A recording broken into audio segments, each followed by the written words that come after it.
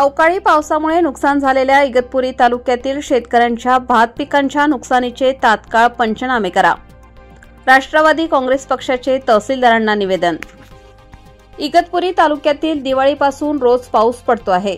मात्र गेल्या 2 दिवसांपूर्वी अतिवृष्टीमुळे मोठे नुकसान झाले आहे.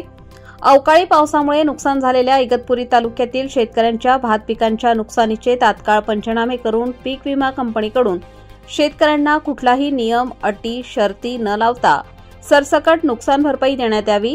या मागणीसाठी राष्ट्रवादी काँग्रेस पक्षाचे प्रदेश सरचिटणीस गोरख बोडके व तालुकाध्यक्ष पांडुरंग वारुंगसे यांच्या नेतृत्वाखाली तहसीलदार अभिजित बारावकर यांना निवेदन देण्यात आले.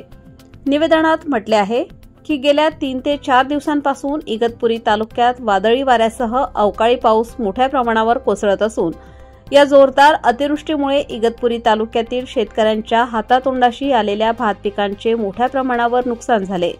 या अवकाळी पावसामुळे शेतकऱ्यांच्या भात पिकांच्या झालेल्या नुकसानीचे आपले प्रशासनाकडून इगतपुरी तालुक्यातील सर्वच मंडळातील स्थानिक तलाठी, कृषी सहाय्यक, मंडळ अधिकारी, ग्रामसेवक व संबंधित पीक विमा कंपनीच्या अधिकाऱ्यांकडून तात्काळ पाहणी करून पंचनामे करण्यात यावेत.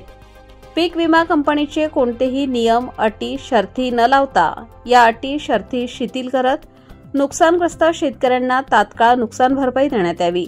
यासह आपल्या स्तरावर वेळ न लावता तात्काळ आपले आदेश काढून लवकरात लवकर आपल्या प्रशासनाकडून नुकसानग्रस्त शेतकऱ्यांच्या नुकसानीचे त्वरित पंचनामे करण्यात यावे व शेतकऱ्यांना दिलासादायक नुकसान भरपाई तात्काळ वर्ग करण्यात यावी, अशी मागणी करण्यात आली आहे.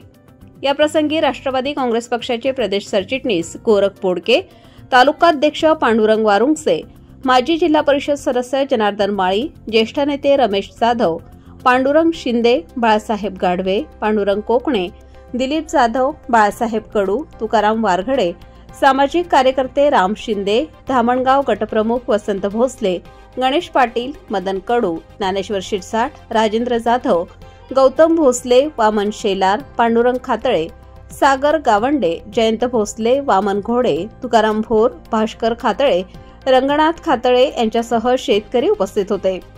लोकमान्य न्यूजसाठी संचालक लक्ष्मीकांत शिंदे, इगतपुरी.